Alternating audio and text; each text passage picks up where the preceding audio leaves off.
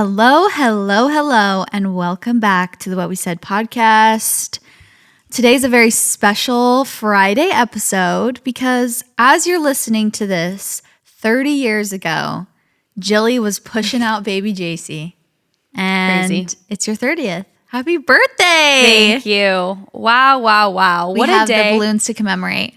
I walked into the studio and it was a jump scare. I went to turn on the lights and I thought there was a human being behind my chair because there was a huge shadow, but it was these adorable, beautiful, wonderful 30 balloons and just some streamers and some fun little birthday decorations. Thank you for doing that. Yeah, of course. We had to do it to him.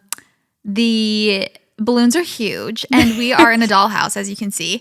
I brought them in here. I was like, oh my gosh. Our studio is actually like kind of dainty. Small. Yeah. It's dainty. So they looked huge, but they're cute. They're so cute. They're pink. They're a little more purple than I and just as she was blowing them up, I'm like, those are purple, but that's okay. They're perfect. They're magenta. They're a good contrast. Yeah. 30th birthday. Wow. I can't believe I'm leaving the 20s. I know. And you're coming up soon. Yeah. I got a couple months. That. No, it's crazy. It really is. When we were setting up these balloons, Keaton and Abby were helping me and they're like, should we put it in the middle? I'm like, I don't want people to think I'm 30 yet. I got a couple months. True. You've got a couple months of... Keaton's like, wait, how old are you? I'm like, I'm 29. Yeah.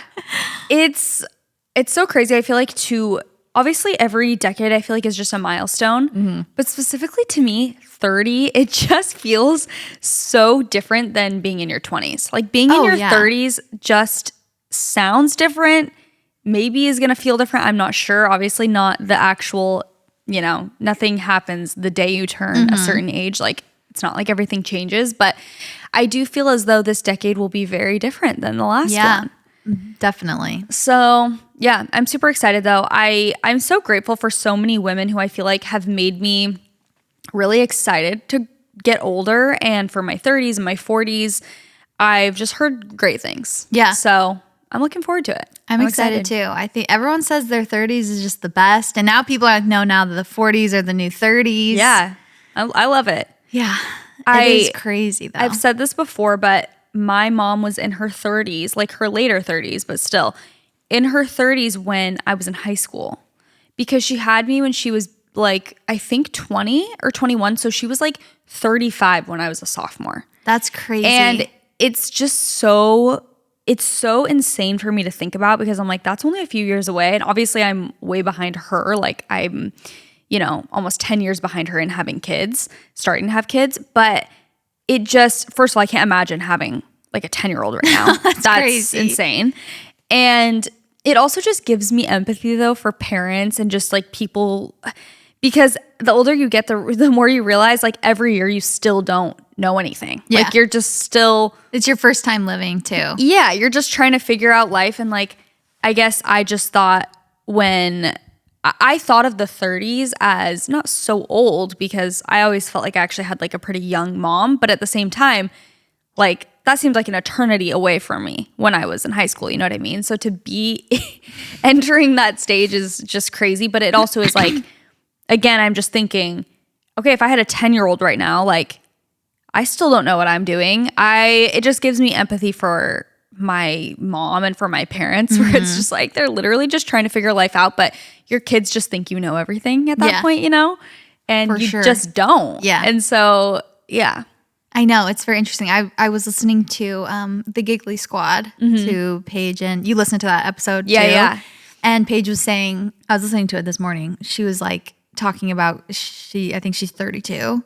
And she was talking about how you think like girls in their 30s who have kids and husbands or whatever, that they have everything figured out. And she's like, they don't. They just know who's going to be around when it's happening, but no one knows like the next 5 years or, what their future holds or what they want to do. Everyone's just figuring it out. You think that other people who have their career set or, they are married and they have kids and they have a house, like you think that they just know. And just nobody knows what they're doing. Knows. No, and you don't They're know what just the future figuring it holds out. either. Like, even if you do have all that think that set. you have things set. Like you don't though, because you just never know what literally tomorrow brings. Not to be like so, like, not to, but it's that's true. It's just, it's like you never know what life's going to throw at you and you never have it all figured out. And I think like even in preparation for this episode, because I like a month or two ago, I was like, oh, I want to do like 30 things I learned before 30 or like everything I've learned in my 20s. And I just like, the closer it got to this episode, I'm like, I'm down to jot a few things down and like share a few things. But at the same time, like, I just want that message to be loud and clear that it's like, sure, I learned a ton of stuff in my 20s, but I don't know what I'm doing still. I don't have a lot of my life and myself figured out yet. I feel like that's just a lifelong journey. And so I would never, I don't know, sit here and just be like, now I Gandhi, like, let me just tell you guys the secrets of the universe. I feel like there's still so much to figure out, but I don't know. That's kind of nice too. It's a little bit freeing to be like, I don't need to, it's great to learn lessons. And like every year I do feel like I get closer to, I just get more confident every year. And you're I more guess. experienced. Like you've had so many experiences now. Like the more life you live, the more experiences you have doesn't necessarily mean the more you know. Sometimes means the less you know because you're just seeing how much you don't know. Well, the more you know, the less you do know is how I feel. So yeah, I've learned a lot. I wrote a few things down, but also I'm just like, I don't know where this episode's going to go because I don't know. Has it been like, have you had any, like with the number 30, have you had any like existential, like what is happening? Or are you just like, oh, it's just another number? Kind of both, because on one hand, I'm like, it's just another number. Like nothing's going to change that drastically. But I think it just is so evident to me lately how fast time is going. And I'm just like, if this came so fast, then by the time I'm 40, it's just going to fly by. And then I'm going to be 50. And then it's like, okay, then I'm going to be old. Like when I'm like 60, it's like, yes, we can still age. And it's so amazing to age. And like, it's such a privilege and it's so awesome. But at the same time, it's like, oh my gosh, I've been having the same thoughts, like old, like very old, and I'm not going to be able to do things. 50-year-olds listening. Like to be geriatric. I'm mostly talking about when I'm like 60 and 70 and like, it's just your body starts, I don't know. I've definitely been like, oh wow, it's just flying by for sure. Yeah. I am screaming. I've been feeling the same way where it's like, this number is not bad, but how fast this number came, that's what's scary to me is like how the spooky part. Fast it came. But then I was talking to my mom about it last night. I was like, 30 is kind of weird. Like, I love it. I'm so excited. I know it's going to be great. It's not that I'm like scared for it. It's just I know how fast this came. Yeah. And I'm like, oh my gosh, I know how fast 10 years is going to go. I know. And she's like, yeah, it obviously goes by fast, but she's like, think about when you were 20. Think about everything you've done since then. She's like, that's so long. She's like, you have literally so much. It flies by, but it's also, you have so much time. Yeah, definitely. It kind of made me feel a little bit better, but at the same time, it is weird. It's just, it's a you're trip. just so aware of, just time, the passage of time, the end of things. Like, oh my gosh, it's so crazy. Yeah, I feel like it is a little bit. And having kids, it does, I feel like, move faster or you're more aware of it. Just like seeing. You're like counting months. You're like, oh, they're 9 months old or they're 10 months old. You're counting more. So it kind of just shows you how quickly things change. But yeah, I really am, even though I just said I'm like scared to be actually old, but it makes me want to really soak up every moment. I think that's what I've been thinking is like, okay, yeah, one day I will be 60, but I do have it's like you said, I've already lived 30 years. That's 30 years from now. And I've think about how far I've come from being born to now. Yeah. That's still so much life to live. And like, it will be awesome. So I'm excited to live that life, but I'm also just like, let me soak in literally every moment and like do what I want to do and be with the people who I want to be with. And because that's all we got is for sure. Just this life to our knowledge. So what's one of the main things from your 20s that you're excited to leave behind? That you're like, I'm done. That you want to leave in your 20s? I think just caring so much about, I've been talking about this lately, but like appearance or I don't even know if it's like materialistic things, but just stuff like that, and people's opinions, definitely.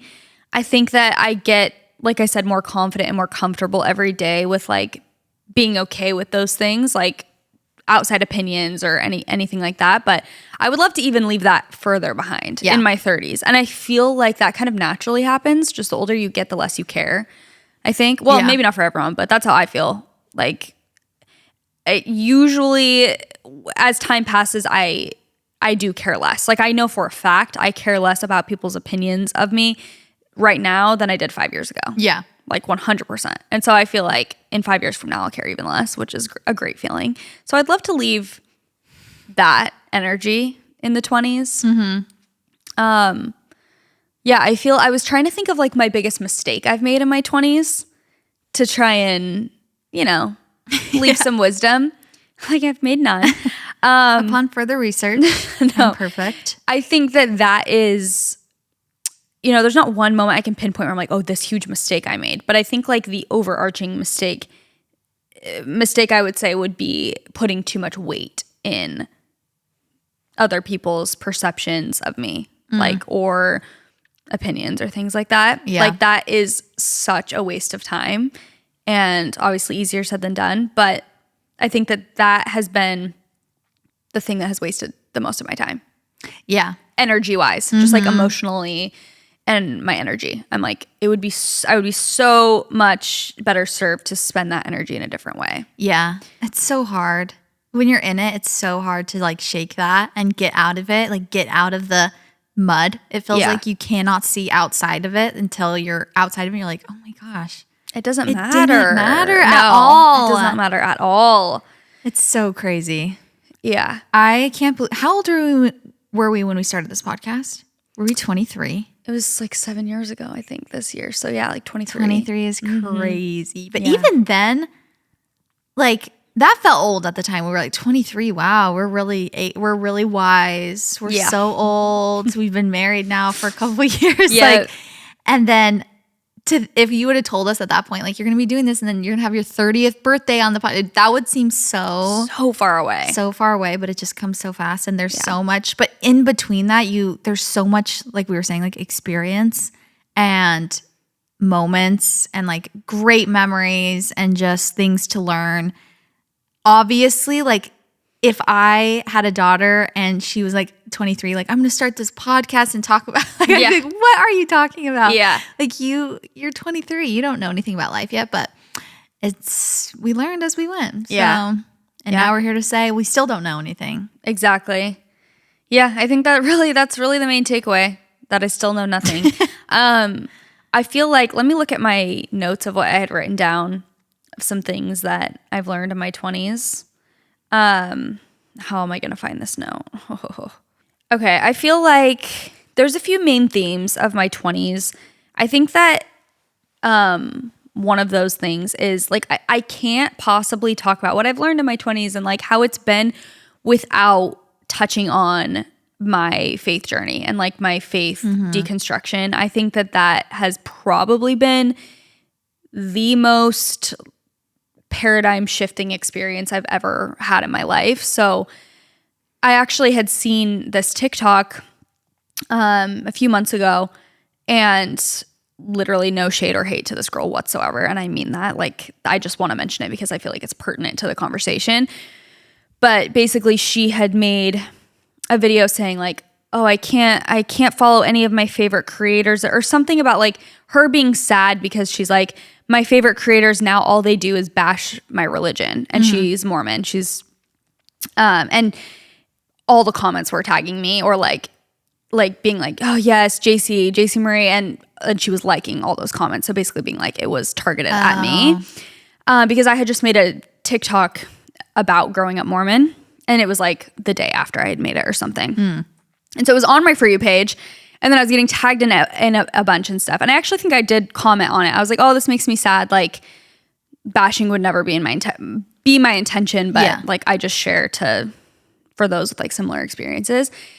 And I've been thinking about that a lot and how like, oh my gosh, it's like, this is such a layered conversation. I don't even know really where to begin. But it's like, that theme goes so hand in hand with me caring about people's perceptions. Is like, I think that the reason that I care so much, and this is just me speaking personally, doesn't mean that everyone has the same experience, but is because of how I grew up religiously. Is like, I cared so much in my religion, like how people thought of me, how the leaders thought of me, like, was I doing enough? Like, am I doing enough for God? Like, am I doing enough for my family? Like, I feel like it was very high. It's very high demand and high pressure. And so I think that mentality has followed me into adulthood, where I care so much about like perceptions and like, am I doing good enough? Like, that is, I think, the root of a lot of my perfectionism and my, like, I have to be go. I have to do all this stuff because I have to be good enough. And it's like, that was, I don't know, put in me at a young, no, what's the word I'm looking for? Like, ingrained in me. Yeah, instilled in me at a very young age, that like, you have to do very specific things to earn your spot, basically, in like, to go to heaven and to like live with your family forever. You have to do these very specific things. It's not just like, you can live life and just be a good person. It's like, no, you have to be paying 10% of your money. You have to be wearing this. You can't be drinking this. You can't be eating this. Like, this is how you need to dress. You know what I mean? Like, you need to marry someone who went on a 2-year mission. You need to get married in the temple. You need to wear these clothes when you're in there. Like, it's very, very intense. And I think like, even now, when I go to share that experience, I have so many things in me that are like, not comfortable sharing that because of things like that TikTok. People, and because then I feel bad. Then I feel like I did something wrong. That you're still not good enough. That I'm still not good enough. That because I shared my experience of, you know, and even in that video, I try not to like be super, I don't know, bashy. I don't know. But I think like growing up, I have realized that is not the same thing. And I will like I will be in my power with that, is like me sharing my experience and me sharing that, you know, this was a high demand religion. This does demand a lot out of you. They did teach me these things. Like, I feel like I feel gaslit in that way a lot of times when I share my experience with like the internet. Obviously, people who are still believing or even like very strong believing family members, like I feel almost gaslit by their response to like me sharing my experience, because it's almost like, oh, well, maybe you just like you were just too intense with it. Like, well, you just misinterpreted. No, like it's actually this. And I'm like, but it's not. And I think like me getting older, I'm like just standing a little more firm in like being like, no, this was my experience. And I am allowed to feel like that demanded too much out of me. I am allowed to say that does not connect with me, and that's not being mean. And I'm not saying anything about you and your beliefs. You can literally do whatever you want, but like, I need to like stand on business with that it's like, no, I said what I said. And I think that like getting older, I'm also finding more power with that. And again, it's like anyone can have any experience they want with any belief system they want, but you can't tell other people what their experience was. Exactly. It's like you can have your own, everyone has their own experience of how they grew up, or, you know, their experience with something specific like religion, but you cannot tell somebody else how their experience has been, because you have no clue. Even if you grew up with them and you knew you had an assumption of how they were, and you're like, well, you don't know. No. You don't know what was going on in their thoughts. Yeah, you don't know what they were. That is their relationship with God, which is an extremely personal thing that you don't know what they were praying about, what they were journaling about. Like, you don't know. Yeah. So you can't take that away from somebody and be like, well, you just didn't listen like the right way. You misconstrued that. That's not how you were supposed to take it. You're supposed to take it like this. Right. It's like, well, first of all, I was 10, so maybe you should have told me a little better. Like, you should have explained it a little better if that's what you really meant by it. Yeah. But also, it's like, well, that was my experience and this is where I am now. So my experience has nothing to do with your experience. Exactly. And your experience has nothing to do with mine. So exactly. And they're entitled to, like, everyone's entitled to that. And I think like if someone doesn't connect with your worldview, that's perfectly fine, and that's perfectly valid to like unfollow them. You know, if you're following someone and then you're like, okay, I just They're don't offending like, you. yes, Yeah. you're like, your content is like offensive to me and I don't like the way you're talking about things. That's totally valid. You don't have to follow someone. You don't have to be in someone's life or be around someone if that's the way you feel. But even just that. You have to understand that, not you, but like, if that is where you're at, where you are unfollowing people, that is your own right. And that is because you are being offended by it. It's not their job to worry if they are offending you or being, even if it is mean to them. Like, it's not your job to worry about if it feels mean to them, because that is their journey. That is their life. That's their, prerogative, I guess, to work through. Yeah. Their cross to bear. Exactly. So I think like in the past, again, even like 5-10 years ago, like the thing is it's like, it's just not in my nature to be so, like, that is always going to make me feel a little bit sad or bad. Like if someone's like, oh, I feel like, because again, this girl wasn't being mean, but I could tell that she was like offended and kind of sad over my content. And I'm like, that's always going to make me feel sad because I'm a human being. I'm not going to just be like, well, deal with it. I don't care. Yeah, it's like, and if I have empathy for you. But at the same time, like, two things can be true at the same time. Like, you can feel that way about my content and I can also be perfectly valid in what I'm saying. And like I don't owe you, I also don't owe, like this is the other thing I feel like is I don't owe the church in and of itself like inherent respect. That's how I feel. It's good like, PR. Like I don't owe you anything, and I'm speaking to $1 billion institution. I don't have to speak so highly of you if I don't think highly of you. Yeah.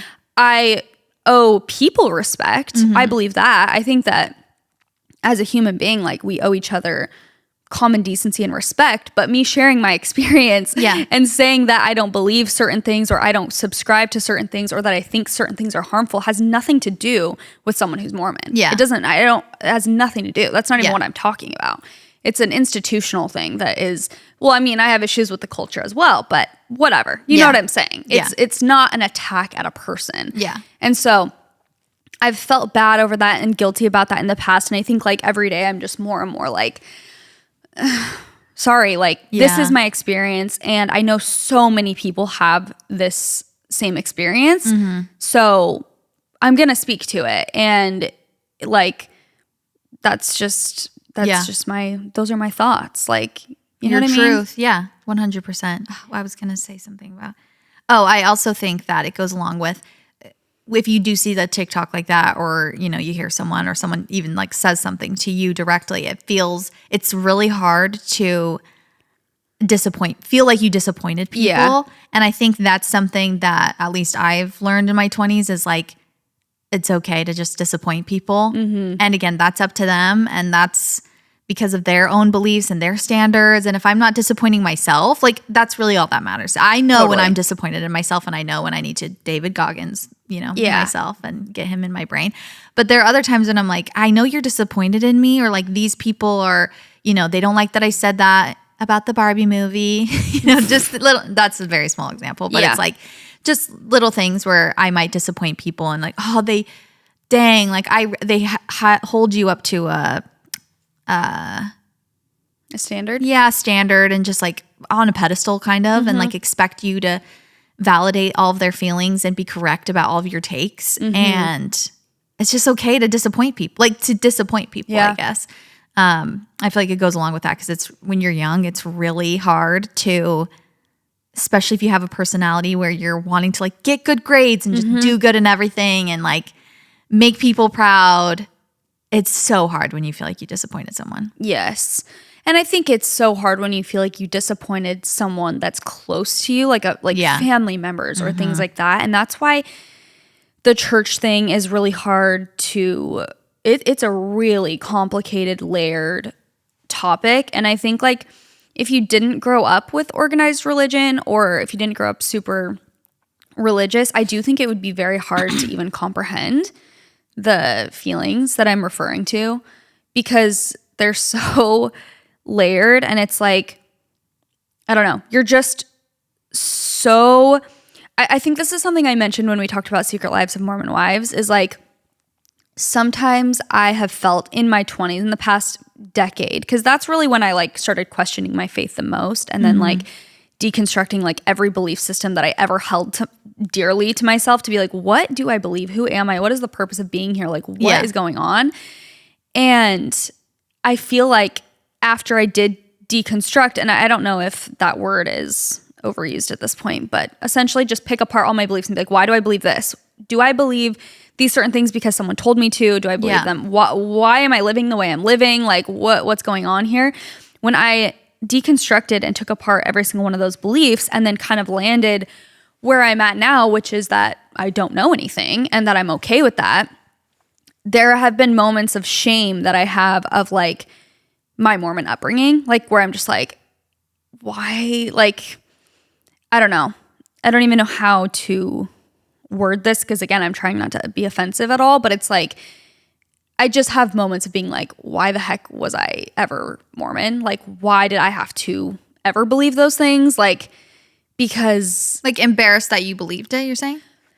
To an extent, embarrassed that I ever believed it for one, but I hesitate saying that because again, I feel like that could be taken incredibly offensively. But more so like just the values that I have grown up with and have been so ingrained in me. I'm like, I just wish that they weren't. And it's like, it's very hard to undo is what I'm saying. So on one hand, yeah, like embarrassed or kind of ashamed of like, oh, I grew up this way. That's like a little weird. But also like, why did I have to be taught that about modesty? Why did I have to be taught that about sex and like purity? Resentful. Yes, like resentful. It's like, why did those things ever have to be in my brain for me to now have to like completely undo them and rewire them? And I know that everyone has belief systems that they grow up with, like whether you're religious or not even. It's like, oh, why did my mom have to talk so bad about herself and now I have body issues? Like I think everyone has things like that. So I don't think it's necessarily a completely unique experience. Like I'm sure a lot of people can relate to that. But I think with the Mormonism of it all, there are so many of them where I'm just like, why? Dang, like why did I have to grow up in a way that was so rigid that I believed all of these things wholesale that were extremely particular, and now I have to do the work to undo every single one of them, and I still feel myself, like I still feel them rising up in me sometimes when there's alcohol around me or this is happening. I'm like, why do I even have to feel weird about any of this stuff? Like I just wish that I wasn't raised that way sometimes. I guess I've had moments of wishing like that just never, I wasn't raised in that environment. But to round it out, I think like turning 30 and entering this new decade, I am just a little bit more okay with the fact that like everyone has those things they wish they weren't taught at a young age. Everyone has an experience in first grade where someone made fun of them and they're like, oh, why did that have to happen? Because now I think this way of myself. Like everyone has those things.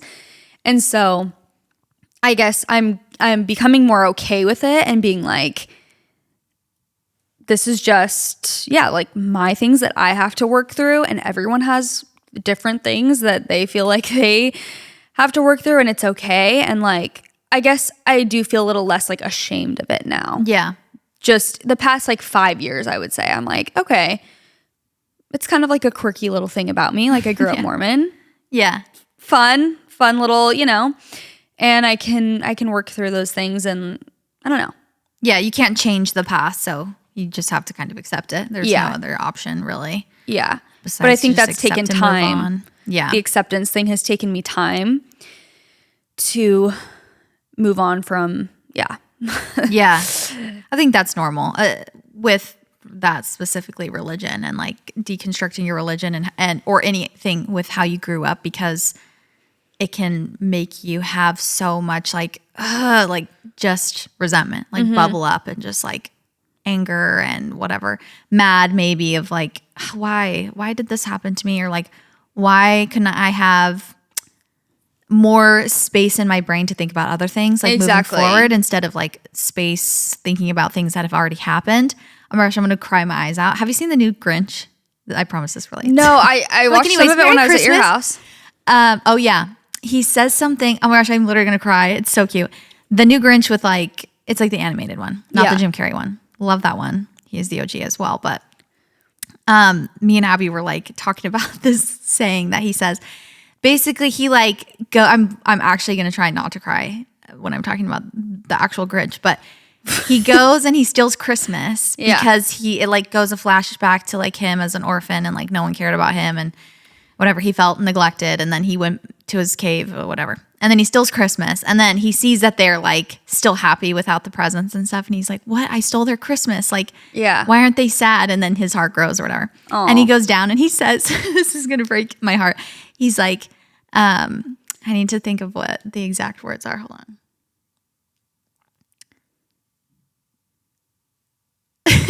Is it something different than the original Grinch, or is it something that's like repeated? Oh, okay. Yeah, it's different. It's like a specific line in this one that he says. He comes down, he brings all the presents back. He's like, I'm sorry, I thought that like doing this was gonna fix something that happened a long time ago. So sad. When he says it, it's like, this is crazy, you guys. The Grinch. The literal Grinch. But when he says it, it's so like, it like gets you because you're just like, everyone has. I actually don't want to cry, so hold on. But when he says it, it just gets you in the gut because it's like, we all do things where it's like, I'm trying to, I don't know, you go about it in different ways before you realize acceptance is really the only thing. Like he's like, oh, I thought this would fix something that happened a long time ago. Like, why would stealing Christmas fix how you felt as an orphan, you know? But you just do certain things, you act certain ways, you think, you care about what other people think, you're putting it in different ways, but then you just realize the only thing to do is just like accept that it happened and try and move forward. And that was the lesson I learned from the Grinch. But it's kind of the same as that, where it's just like, there's no, I mean, I think, I was gonna say there's no point in like going backwards. There is, I think, with a professional therapist, like working through certain things that happen in your childhood, regardless of what it is. But also just taking that and trying to move forward and not letting it ruin the present moment, I think, is a good thing to go in your 30s with. Well, I think just the awareness is good to have of like even the people pleasing or the perfectionism that it's like, I try really hard to have kind of a DGAF attitude, and I think in a lot of ways I do. Like, I feel like when it comes to the core of who I am, like, I know who I am to a sense where, a lot of things aren't going to affect me super deeply, but, like, it'll be, like, weird niche things that I'm like, oh, that makes me feel bad. And specifically with the religion thing, when that girl did post that, like, it just, I guess it brings me back to a time when, like, I don't want to rehash all this. I literally already just said all this, but I'm just saying, like, it brings me back to that thing of like, oh, I did something wrong. I did something bad. Like I made someone feel a certain way. And those are all things that I learned as a kid in church. Like that also just even like when you're a girl growing up in the church, you learn that like you're essentially in charge of guys. Like in high school, it's like if you are making out and he goes farther or tries something, it's your fault basically, like because you need to be in charge of like guys can't help themselves. That's literally the message I was taught at church was like guys can't really help themselves, so as the girl you're in charge of like keeping them pure. And so any single thing, I'm just saying like that message over and over where it's like you're in charge of this, like did you do this good enough, like oh he messed up but it's actually that's your fault because you didn't whatever, like all of these messages that those stick with you in deeper ways than you think. And so I think, just like getting older and older, like I can pinpoint exactly the thing that I'm grateful for is what I'm trying to say though now is that the older I get, I can really examine that for what it is. Like I can have a moment of feeling like, oh, I feel bad that they think I'm like bashing the church. Like that's literally not what I'm trying to do. And then I kind of like work backwards and I'm like, no, I didn't. Like I go back and I like see what I said and I'm like, no, I did not bash the church. I shared my experience. Like, do you know what I'm saying? I can like kind of go backwards and be like just a little bit stronger in like my own, I don't know, just who I am and be like, I know who I am. I know my intentions. I didn't mean any harm by that video and I'm allowed to share my experience. And like, I think that theme just plays over and over and over. Like something will happen and I'm like, oh, that was my fault. Like they're feeling this way because of me. I did this. And then I go backwards and I'm like, no, that is not my problem. Yeah. How someone else but I was taught that it was my problem. That's why I feel this way. So it's like good to be self-aware. And I feel like I go through these patterns a lot, and literally so much of it stems back to my upbringing in that specific way. Yeah. And so that is my very long-winded talk about faith a little bit. Yeah. And just because I feel like that has been the main theme of my 20s. Yeah. The past 10 years. Yeah. What's it called? The Return to Saturn? What is that when you're 27 or whatever? It brings for, I feel like, every 27-year-old I know, it's just like, oh, they just go into a whirlwind of like, oh my gosh, okay, I'm not a kid anymore. I'm an adult. Like I'm close to my 30s. I'm examining, maybe you're trying to have kids, now you're thinking about kids or whatever. So it makes you think of your childhood, how you grew up, and everything just kind of like falls open, like cracks open, and you just have to look at everything as it is. And it is so shocking, and it can feel so lonely. You're just like, oh my gosh, like, am I going crazy? Am I like having this existential, like, am I worrying about it too much? Am I kind of like you're thinking, like, am I overthinking it? Am I making it a bigger deal than it needs to be? Like, do I just need to ignore it? Like, is everyone else just ignoring this and just like pushing through and doing the same old whatever? But I feel like if you are around that age and you're listening, like, you are not alone. Everybody else is also going through some kind of return to Saturn or whatever they call it, where you're just examining the childhood you have, accepting that that's over pretty much, and it's time to grow up. And how are you going to do that moving forward? Like, how are you choosing now to grow up into real adulthood? And if you want to have kids, then that's a way added layer of like, how am I going to now raise them in a way that, what do I do? Yeah, exactly. And I think that's another thing once you have kids.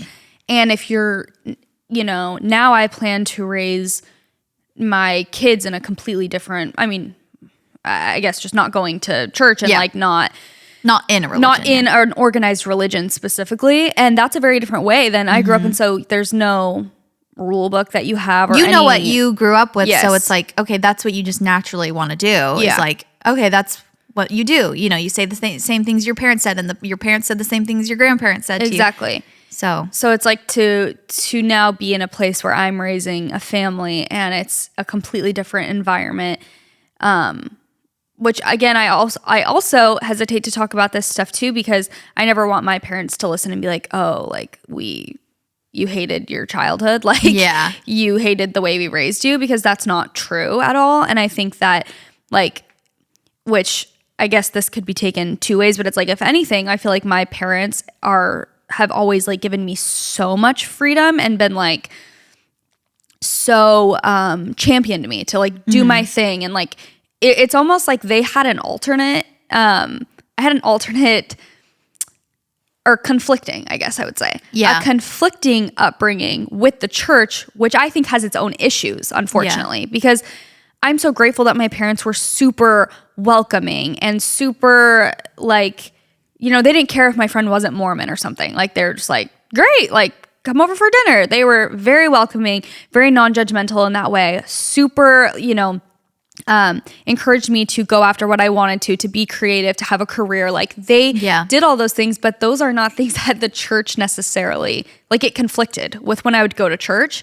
So to me, I'm like so grateful for that, because I feel like if they were doubling down, it would have been even harder for me. But at the same time, it's like, but it also was a little bit confusing to grow up and be like, in the church, being gay is a sin and it's not okay. And we can love the person, but we don't accept what they do. But at my house, it's like, we love whoever. We don't care what they do. Yeah. That's amazing. I'm really grateful that my parents are super open-minded and that they're not hateful. But also, when you're being taught that it actually is really bad, though. Yeah. It's like, well, what am I believing here? Yeah. Very different things. No, it's true. I think there's also something confusing when you love who you are. I always like talk to my mom about this. I'm like, you did a great job, because I love who I am. Like, I love the person I've become. Everyone's going to have something that they're like working through or that happened to them. It's not, again, you were 32. Like, you know, when you started when your kids were getting older, my mom, like, okay. Yeah. she started having kids in her early 20s. So it's like in her 30s, she also had like, I don't know how old my brothers were, but it's like, there's nothing, I never hold anything against my parents. It's like, now that I know I'm close to your age, I'm like, I can see how you can just do things that you're like, that probably wasn't the best, but like, I'm trying. Like, I'm trying. I have these, I'm responsible for these souls. You feel so responsible for these souls and how they grow up. And like, you want to, you know, do what you were taught to raise them the best way. So you're like, okay, this is what everyone's saying is going to make them these amazing people. So like, I'm going to try that. Yeah, that's what I was going to say. It's all they know. And we do live in such a different time now. Like, they literally didn't even have access to the internet. So it's like, they really only knew what they had. Only knew what was in their direct community. And I feel the same way. It's like, I would never hold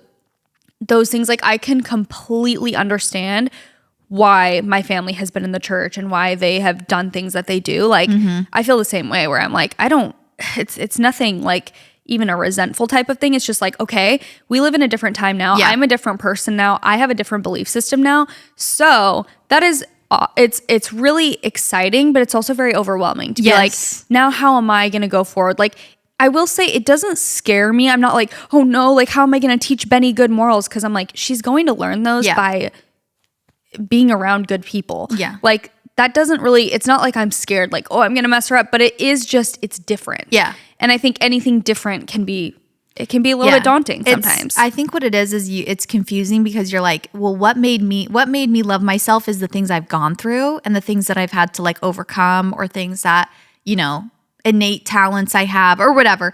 And you just, it's like so hard because you don't want your kid to go through anything hard. Yeah, exactly. But you know that's what's going to make them great people. So you're like, I just know, like, I want everything to be picture perfect for you. But I know resilience is like such an important thing for you to have.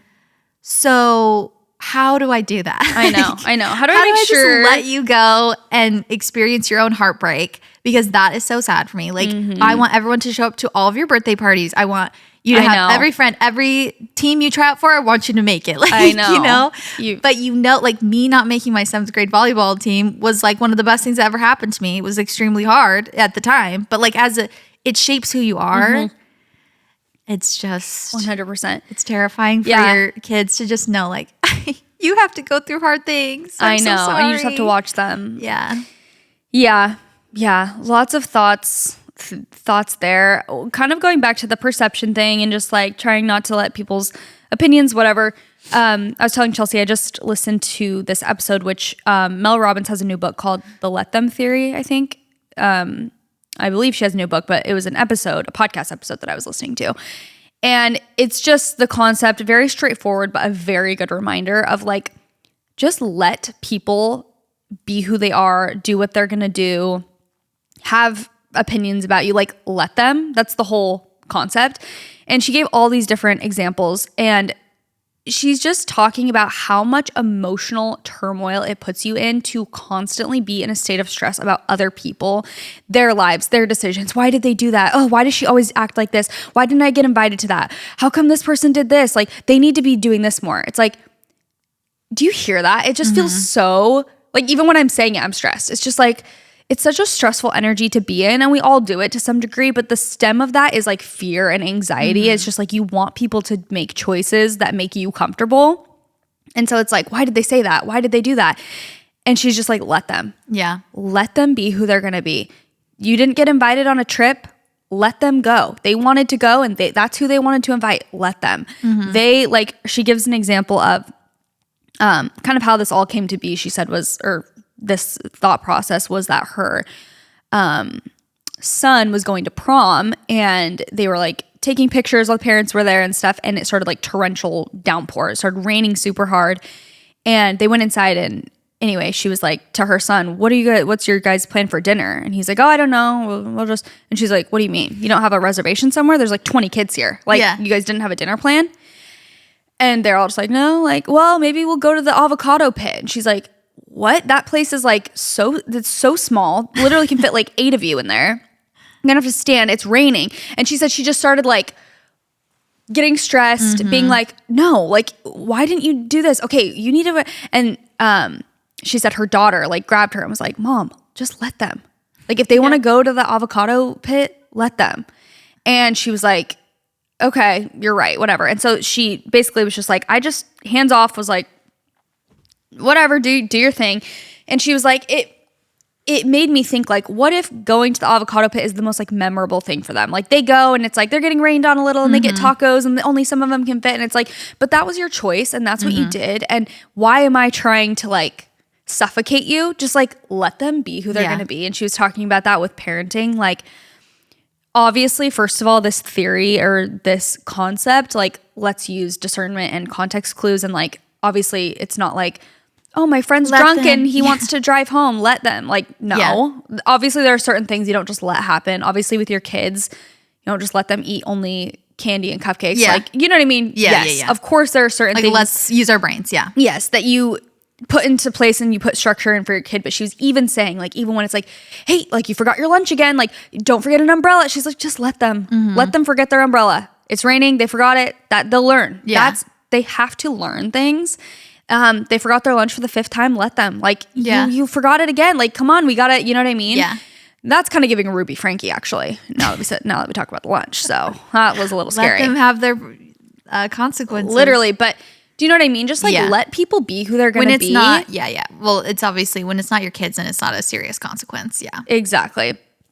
And just in general, that was such a good reminder for me to like, you know, certain people that I know making choices that I'm just like, oh, like, why would you do that? Oh, you should do this instead. And it's just like, let them be themselves. They are entitled to their own opinions, their own lives. This is not my journey to be on. Let them do whatever they're going to do. How liberating it is to just let people be themselves. Yeah. Like that is really hard for me. Like I think that I wouldn't say I'm controlling, but I feel like, again, if I'm trying to be self-aware, I feel like I try to latch on to certain things that I can control or that I think like, oh, they should be this way to make myself more comfortable and to potentially ignore things that I need to be working on. It's like, hey, instead of worrying about what everyone else is doing and, oh, did this happen? Did you forget this? You should blah, blah, blah. How about I like go to Pilates and start eating healthy and cook at home? Like, I have goals for myself that I want to do. Like, why am I wasting my emotional energy on someone else's life that I won't change what they do anyway? So let me focus on being a good friend, being a good mom, doing my thing and being in my power. And that's going to give me the best life. Yeah. So that's something that I have been trying to practice as of this morning. I listened to that episode and I was like, that's such a good reminder. Like, and it also is good to remember that with social media and like, if someone makes a comment about you or has a certain narrative about you, let them. Like, who cares? Just let them be themselves. Enter your villain arc. Wow, is that what I'm doing? The 30s? We're entering our villain arc. Okay. I like really forget I say things and then people will tag me and they've sent me so many memes of like, you and your villain arc. I'm like, oh yeah, I forgot I'm in my villain arc. I need to act accordingly. One of the memes was so funny. It was like, I've decided I'm going to be evil now. Like I'm just going to, but in the way of obviously not doing actual heinous things. Crimes. But just in the way of, I'm not going to try to be a good person for everybody else in terms of like caring what they think and protecting their feelings and all of these things. It's just like, you know what? I'm just going to let my baby cry if he's a little fussy on the plane. I'm going to really take care of him. And you guys can trust I'm his mom. I want him to be, happy and settled, but I'm not going to yell and scream at him to get quiet so you guys are all comfortable, like kind of thing. Yeah.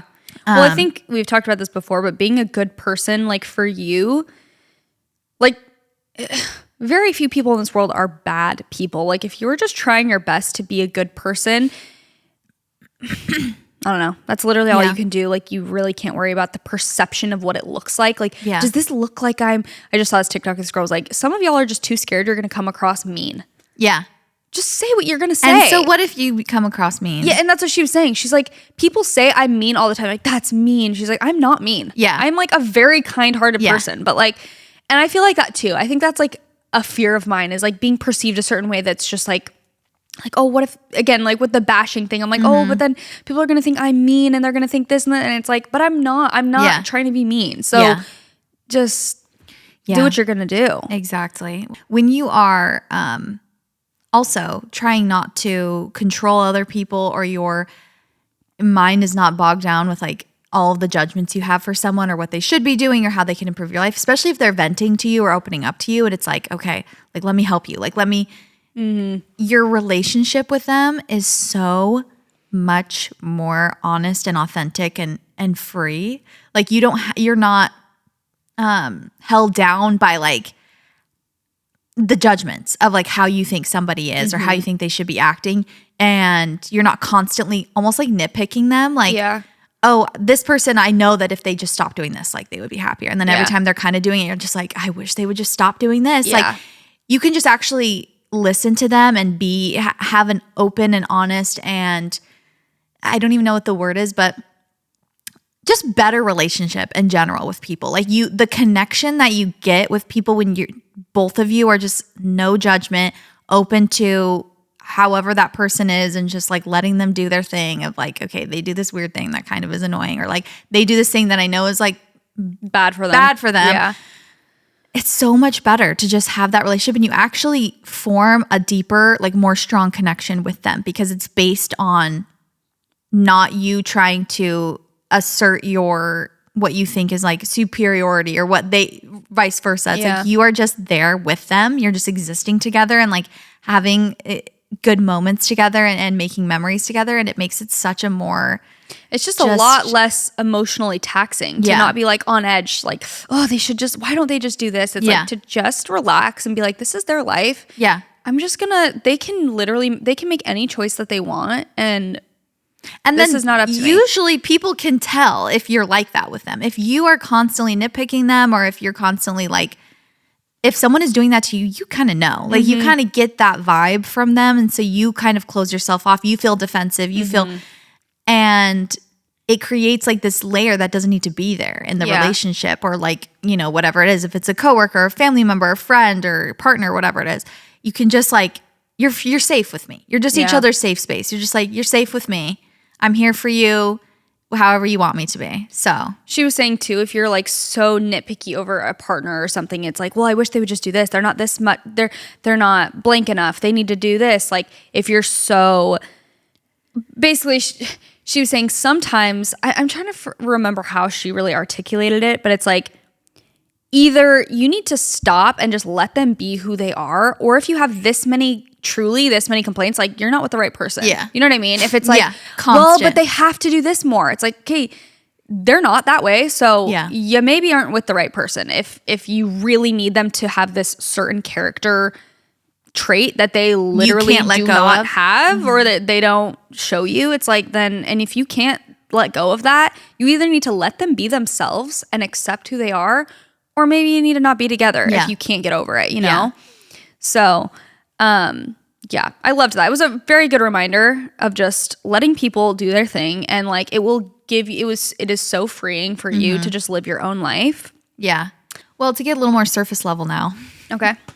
Not so deep. I think something that's amazing about your 20s is, I guess you really started traveling like when you were 20, right? Yeah. I was more like 19. Yeah, around there. So you've had like a decade of traveling. So we need your top 3 places you traveled so far, and the top 3 places you haven't traveled that you want to in your 30s. Ooh, that's a good one. Okay, let me go to my list of the countries that I've been to. Okay, so that I can flex. See. Mine is really I can count on this finger. I have on here. It says I've been to 20 countries. I don't know if that's true, or I don't know if I've been to more than that, or if I'm forgetting any. But I need to reference this because it honestly is a lot, and I forget how much I used to travel. I think I can name 20 countries. I forget how much I used to travel.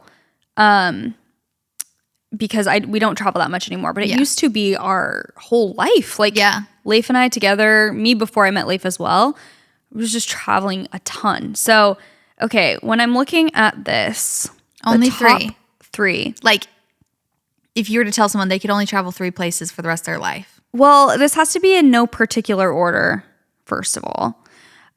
Italy, I always say, is it's hard to say it's your favorite country because there's so many amazing places in this world. But Italy is one of my favorite places I've ever been. I've been a couple times. I think it's my maybe most traveled to country because I just can't get over it. Like, I think the coast of Italy in the summer is something that everyone needs to experience. I really believe that. Yeah. You know, not to should on everyone, but I also recognize that that's far-fetched and very expensive to certain of these places are like the little Italian towns can be pricey to get to because they're so you have to like fly a million, you know, take different flights and whatever. I get that it's inconvenient, but the coast of Italy is just magical in the summertime.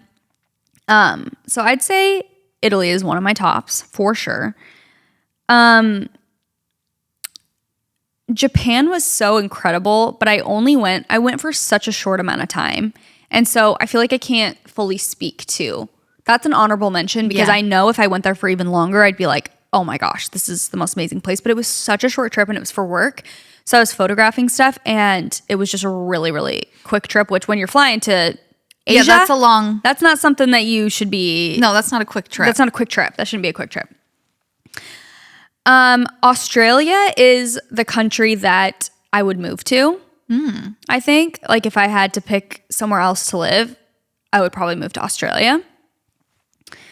So I'll say Australia as my second. Okay. And don't make me choose. I'll probably go with Bali for my third. That has like sentimental meaning to me because that was our first place. Me and Leif went there for his golden birthday, for his 24th birthday, and that was right after we were married.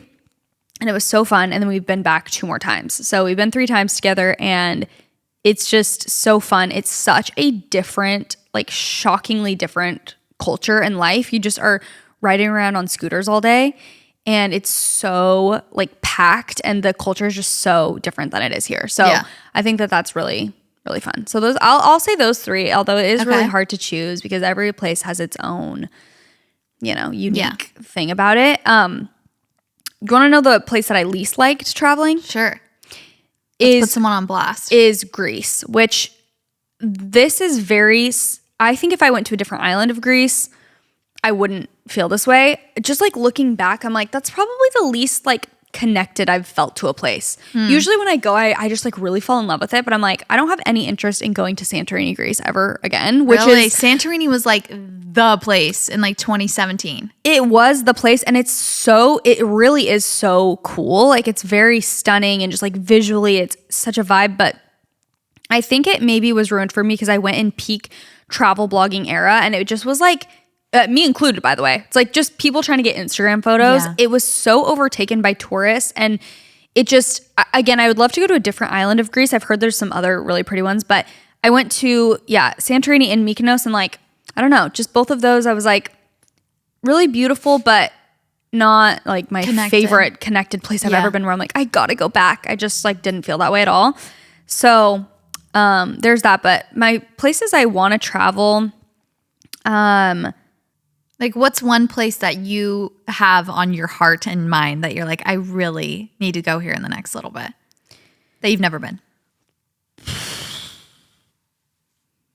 I'm going to be honest. I haven't had any place where I'm like, I've got to go because I feel like I've been to, so if anything, it's going back to places. Like, I think right now I really want to go back to Japan. Because I feel like I didn't get the full experience just because I wasn't there for very long. Yeah. So that's been definitely on my mind. But I also like always talk about going to Antarctica because then I would have been to all the continents. But that's not genuinely like, I'm not like, I gotta go to Antarctica. Yeah. Like, I have certain places in my mind, but it's all just like variations of places that I've been or like, oh, I want to go to a different part of this place or whatever. I mean, obviously I'd love to explore more of Asia and more of Europe in general, but they're both huge. But I really can't say that I've had something on my mind. Like, another place I really want to go back to because it was way too short is South Africa. I will say that I would love to go on like a safari in South Africa. That would be so fun. Yeah, that I think that would be like a bucket list thing. Yeah. amazing. What about you? Do you have anywhere that you've been like, I not my must birthday. go? I know, but I'm like, I don't have thoughts today.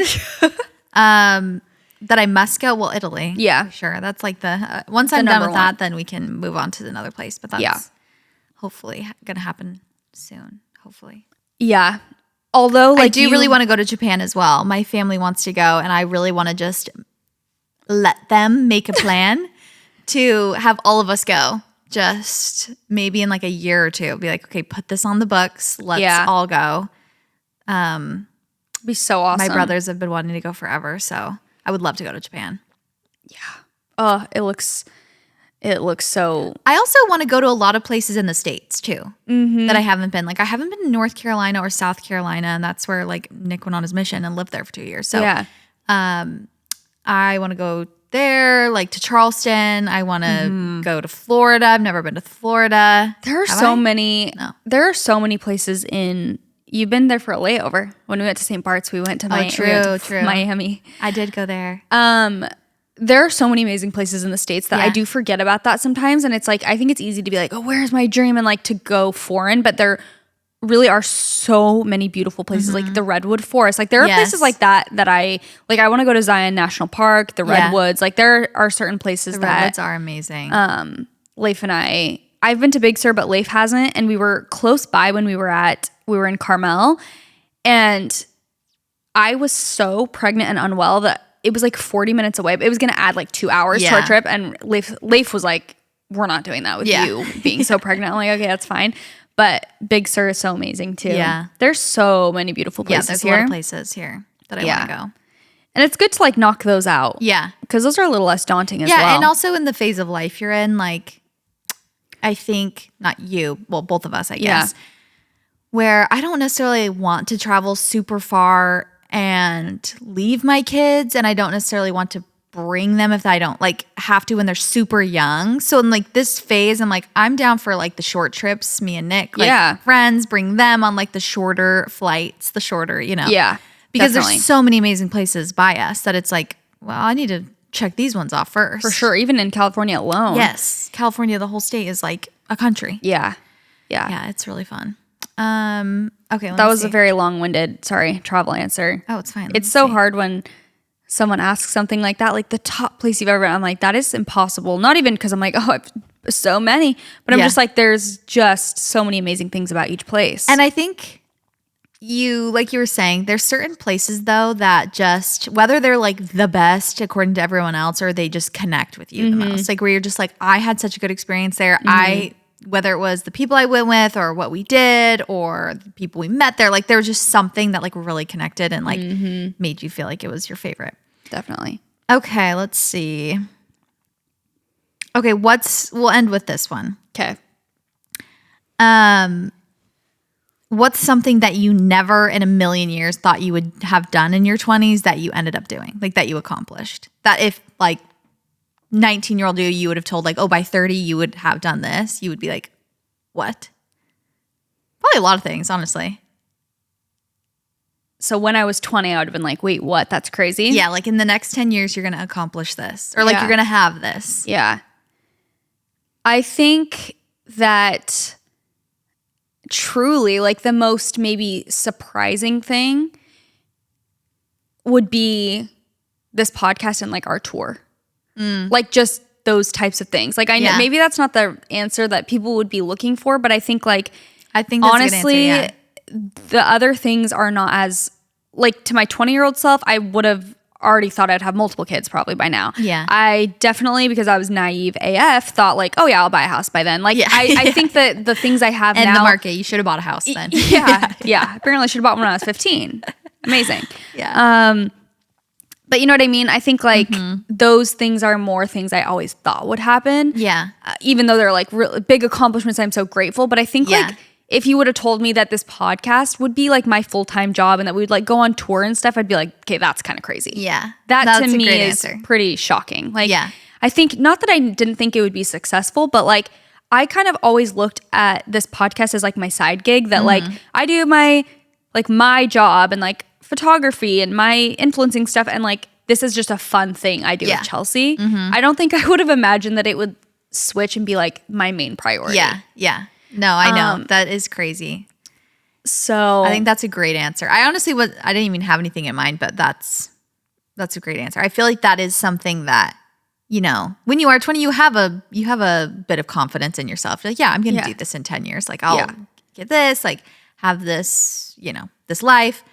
But yeah, touring would be like, and if you were to see like all the Valley girls no, that shocks me the most. That's crazy. Like it really does. I've said this, like I've always been incredibly delusional, and I feel like if anything, I thought I would have even been further along by now. Like when I was 20, it was like, oh, I'll, buy a house by the time I'm 25. I'll have my first kid when I had it all planned out. And it's like, it didn't go like that. I'm so grateful for everything that I do have, but like, those are things that I planned on having. Yes. You know what I mean? Yeah. Like, again, if anything, I'd been like, oh, I'm going to be making $5 million by then. Like that was my mindset when I was 20 because I was very delulu. So yeah, I think that this was maybe the most unforeseen thing that is really, really fun. And yeah, and that we would get to do it together most of all. That it's like, okay, this is that we would like live by each other, all of that. I think that's pretty unreal to me. So crazy. That it really is. I think that's probably, no, the most shocking thing is that my brother would marry your sister. No, that is crazy. That's the craziest. That's maybe crazier. Yeah. Yeah, that is insane. I know.